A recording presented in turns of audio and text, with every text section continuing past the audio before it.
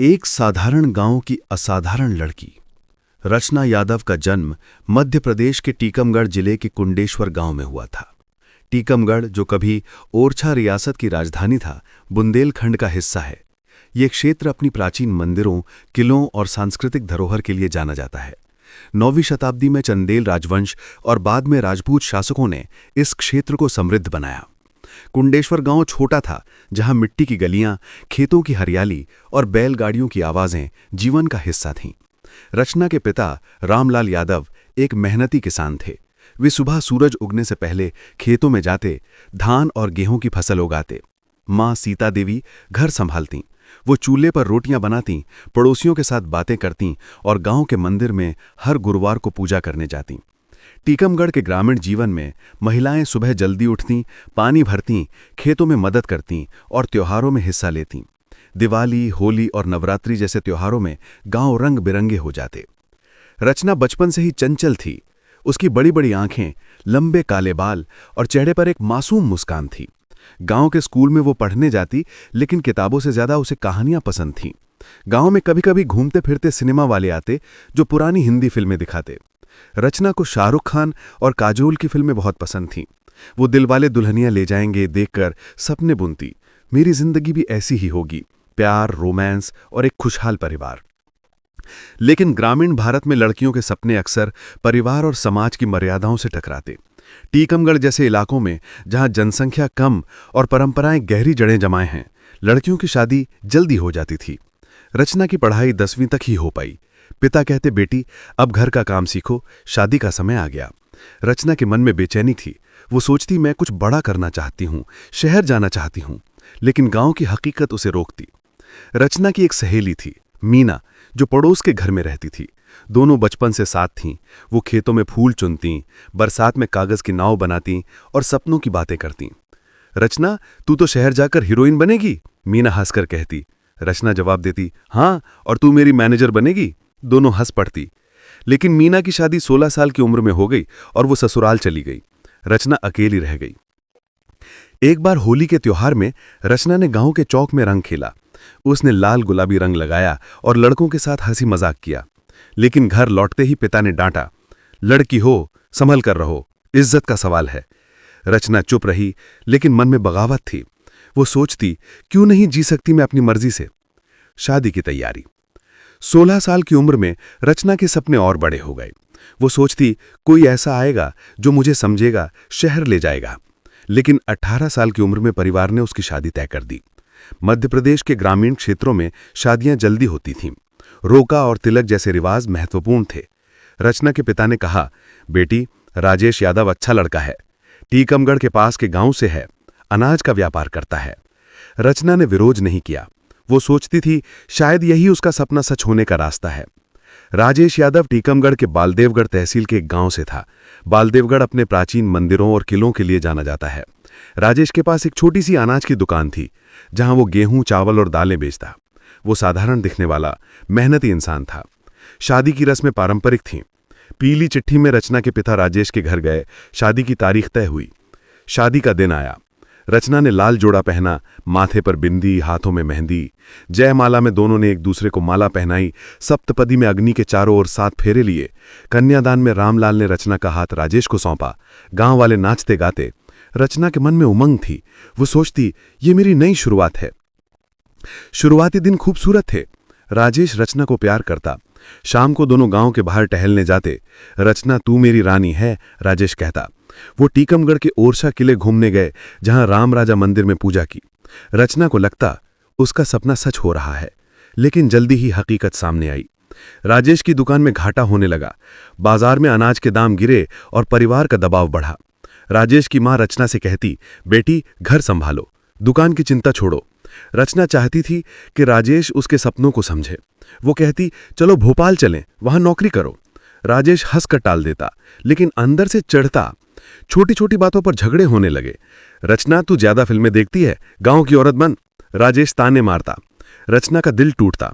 वो सोचती, क्या मेरा प्यार यही था। एक दिन झगड़े में राजेश ने गुस्से में रचना को थप्पड़ मार दिया। रचना रो पड़ी।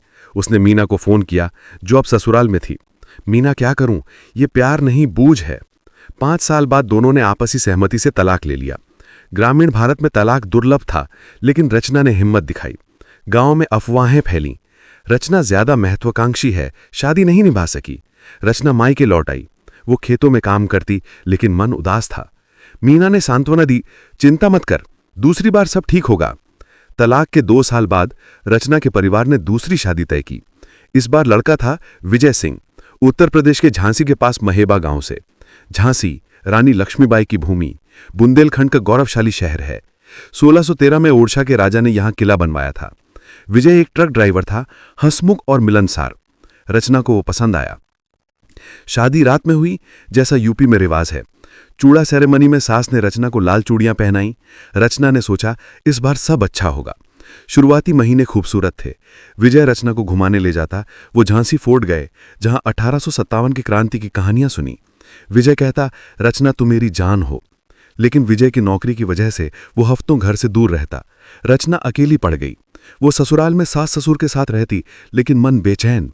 विजय मुझे समझो, वो फोन पर कहती। विजय जवाब देता, रचना मैं मेहनत कर रहा हूं, तू घर संभाल। रचना की महत्वाकांक्षा विजय को पसंद नहीं थी। वो कहता, तू गांव की लड़की है, शहर के सपने मत देख। झगड़े बढ़े।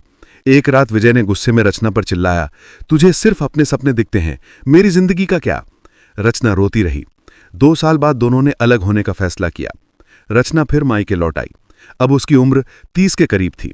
गांव में लोग ताने मारते, 2 तलाक वाली। रचना का दिल टूटा, लेकिन प्यार की आस बाकी थी। समाज का दबाव और अकेलापन। रचना झांसी के बाजार जाती, जहां बुंदेली गीतों की धुन सुनाई देती। वो सोचती, क्या मेरी जिंदगी में प्यार बाकी नहीं।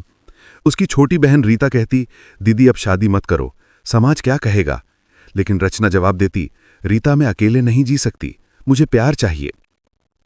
रचना की जिंदगी में नया मोड़ आया जब वो महेबा गांव में एक रिश्तेदार की शादी में गई। झांसी क्षेत्र में शादियां धूमधाम से होती। पुरुष साफा और पगड़ी पहनते और महिलाएं रंग बिरंगी साड़ियां। वहां रचना की मुलाकात हुई संजय पटेल से। संजय 40 साल का, गांव का पूर्व प्रधान था।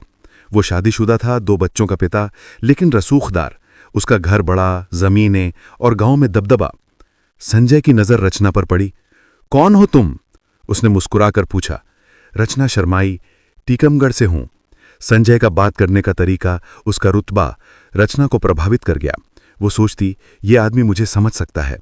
प्यार का नशा। मुलाकात के बाद दोनों की बातें शुरू हुई। संजय रचना को फोन करता, घंटों बातें करता। वो महंगे तोहफे देता, साड़ियां, गहने और कभी कभी पैसे। रचना, तुम्हें वो जिंदगी दूंगा जो तुम चाहती हो, वो कहता। रचना को लगता ये उसका सच्चा प्यार है। वो चुपके चुपके मिलते, झांसी के बागों में। एक बार संजय ने रचना को बेतवा नदी के किनारे ले जाकर कहा, मैं अपनी पत्नी से तलाक लूंगा, तुमसे शादी करूंगा। रचना खुश थी। वो मीना से कहती, इस बार सब सच होगा। लेकिन संजय के मन में कुछ और था।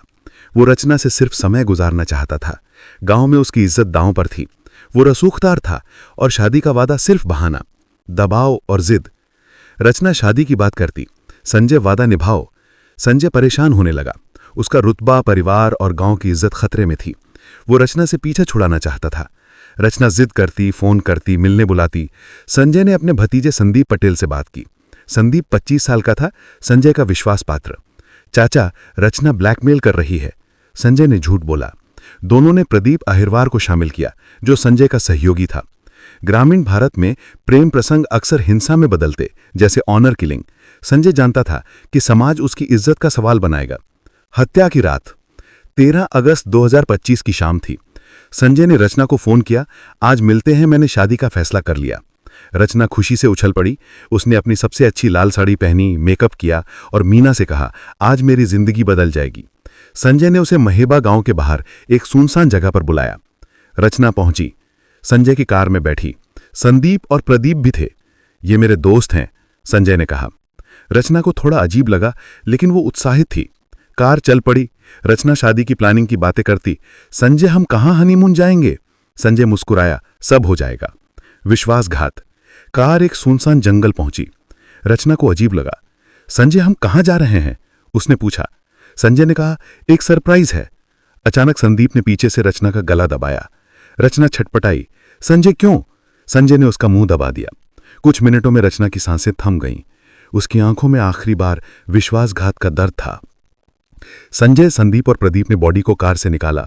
उन्होंने कुल्हाड़ी से 7 टुकड़े किए, सिर, हाथ, पैर। खून से सनी बॉडी को पॉलीथिन में लपेटा, सिर को बेतवा नदी में फेंका और बाकी टुकड़ों को एक पुराने कुएं में डाला। वो सोचते थे कोई सुराग नहीं मिलेगा। पछतावा और डर। संजय को रात में नींद नहीं आई। वो रचना की आंखें याद करता, लेकिन डर और रुतबे ने उसे चुप रखा। संदीप ने कहा, चाचा अब चुप रहो। 21 अगस्त 2025 को एक किसान ने कुएं में बदबू महसूस की। उसने गांव वालों को बुलाया। पुलिस आई। कुएं से 60 टुकड़ों में बॉडी मिली, बिना सिर। गांव में हड़कंप मच गया। झांसी पुलिस के एसपी ने जांच शुरू की। ये ब्लाइंड मर्डर केस था। कोई पहचान, कोई सुराग नहीं। रचना के परिवार ने गुमशुदगी की रिपोर्ट दर्ज की थी। पुलिस ने फोटो और डिटेल्स मैच की। बॉडी रचना की थी। मां रो रो कर बेहोश हो गई। मेरी बेटी को किसने मारा? संजय का पकड़ा जाना।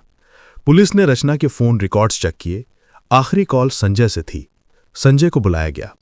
वो झूठ बोलता, मैं उसे नहीं जानता, लेकिन दबाव में टूट गया। उसने कबूल किया रचना शादी का दबाव डाल रही थी। संदीप भी पकड़ा गया। प्रदीप फरार था। जांच की जटिलता है, ट्विस्ट्स और सस्पेंस। पुलिस ने नदी सर्च की। सिर मिला। डीएनए टेस्ट से रचना की पहचान। संजय ने ब्लैकमेल का दावा किया, लेकिन कोई सबूत नहीं। एक गुमनाम पत्र मिला कि प्रदीप को संजय ने मारा। जांच में अफवाह निकली। गांव वाले संजय के रुतबे से डरते। एक गवाह सामने आया, मैंने उस रात कार देखी। प्रदीप पकड़ा गया। उसने सब बताया। केस मजबूत हुआ। संजय और संदीप को जेल। प्यार और विश्वासघात का सबक। रचना की कहानी दुखद है। उसने 3 बार प्यार किया, हर बार धोखा मिला। ग्रामीण भारत में प्रेम प्रसंग अक्सर हिंसा में बदलते। रचना का परिवार न्याय की उम्मीद करता है। ट्रायल में संजय को सजा मिली, लेकिन रचना की याद बाकी रही। सबक: रिश्तों में सावधानी बरतें, समाज का दबाव समझें। प्यार में विश्वासघात खतरनाक हो सकता है।